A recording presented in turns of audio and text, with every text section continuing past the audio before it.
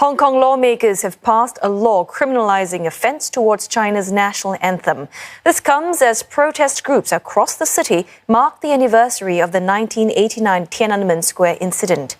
A debate on the bill resumed just before 5 p.m. Pro-democracy lawmakers attempted to stop the meeting again, but the LegCo president decided to proceed with a final vote on the bill. It was passed 41 for 1 against. It appears that most of the pan-democrats did not vote.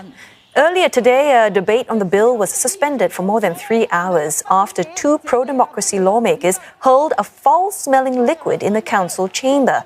The legislators were thrown out of the chamber. Lawmaker Eddie Chu says the stunt was to protest the national anthem law as well as to mark the anniversary of the June 4th Tiananmen Square incident. Police and firefighters were called to the scene. Officers said initial results showed that the liquid was not toxic. And our correspondent Roland Lim is standing by now in Hong Kong with more. Now, Roland, the law was expected to be passed despite all these protests, but I'm just wondering how much of an impact will it have on the people of Hong Kong? Yeah, the new national anthem law, which will be gazetted, will govern the use on how the national anthem should be played.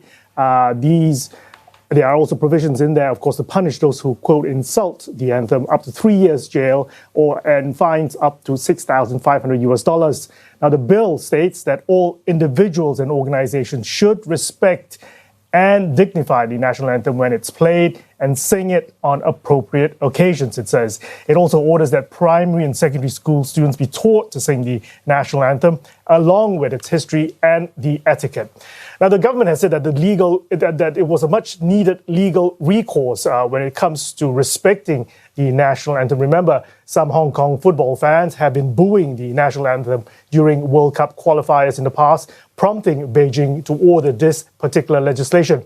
Now, opposition lawmakers had argued unsuccessfully that patriotism cannot be forced. All 21 amendments by the pro-democracy camp put forward today was voted down. These included moves to try to reduce the penalties for the violations, as well as shortening the 2-year time period in which authorities can actually bring prosecution from the date of the alleged offence. Secretary for Constitutional Mainland Affairs, Eric Tang, saying that prison term and the fine is in line with the law, the same law that protects the national flag as well as the national emblem. Some locals here, of course, fear for the vague definition to the term insult and derogatory in the new law, which could threaten the freedom of expression here in the city. The Hong Kong Bar Association has acknowledged the need for such a law, but says that parts of the bill actually deviates from the good traditions of Hong Kong's common law system. Now, it has to be said that it was a fundamental difference between the system here and that of the socialist legal system in the mainland, which does include a political ideology. Hong Kong's government says the bill will reflect the city's own legal systems and situation, but it remains to be seen how the new law will be enforced and whether the legal precedent set when it comes to enforcing it and the definition of insulting the national anthem, that we'll have to wait and see. And of course, today, Roland, is the 31st anniversary of the Tiananmen Square incident. Can't help but wonder if this is a coincidence that the law was put up for a vote today? Well, I don't know if it was planned, but it is an unhappy coincidence.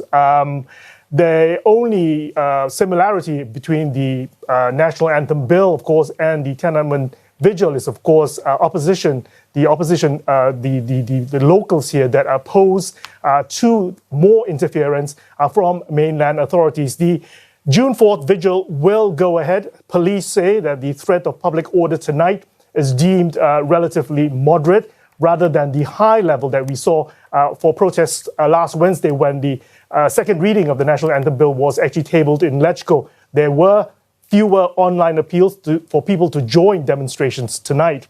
But they will be observing and enforcing the law as the situation requires.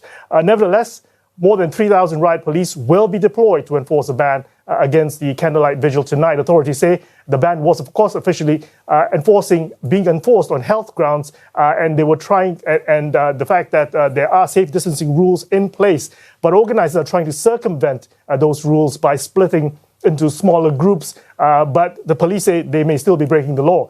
Now, organizers, of course, trying to get around the law. They're telling people of less than groups of 8 to go to Victoria Park, as well as, apart from heading to Victoria Park, the organizer, the Alliance for Support of Patriotic Movements in China, are also organizing other events. They're telling people to go online to live stream their proceedings. They're also telling people to light candles anywhere in the city. They will also be distributing candles at over 100 booths that they've set up across the city tonight between 8 to 8:30 p.m. Singapore, Hong Kong time.